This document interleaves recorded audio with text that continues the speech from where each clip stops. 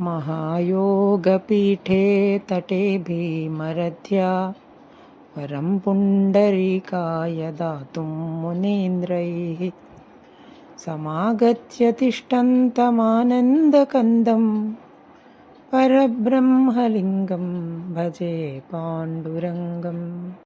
तटिद्वाससं नीलमेघावभासं रमामन्दिरं सुन्दरं चित्प्रकाशं वरं त्विष्टकायं समन्यस्तपादं परब्रह्मलिङ्गं भजे पाण्डुरङ्गम्।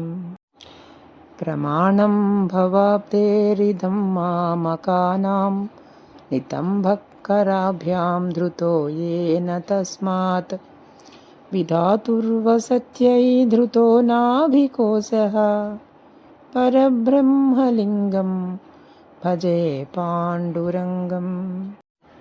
स्फुरत्कौस्तुभालङ्कृतं कण्ठदेशे श्रियाजुष्टकेयूरकं श्रीनिवासं शिवं शान्तमीढ्यं वरं लोकपालं परब्रह्मलिङ्गं भजे पाण्डुरङ्गम्।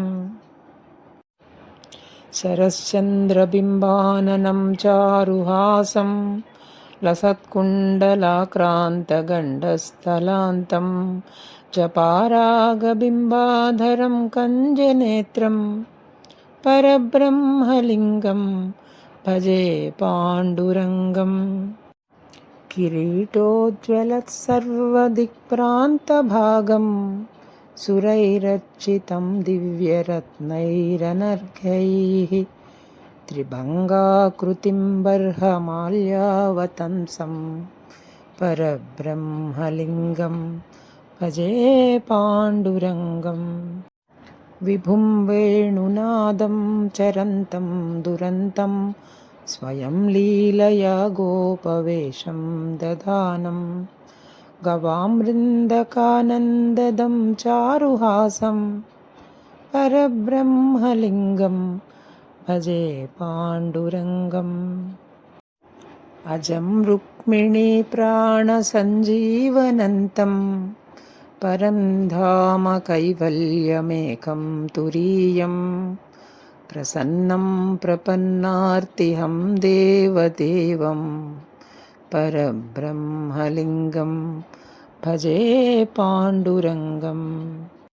स्तवं पाण्डुरङ्गस्य वै पुण्यदं ये पठन्त्येकचित्तेन भक्त्या च नित्यं भवाम्भोनिधिं त्विपिति त्वान्तकाले हरेरालयं शाश्वतं प्राप्नुवन्ति।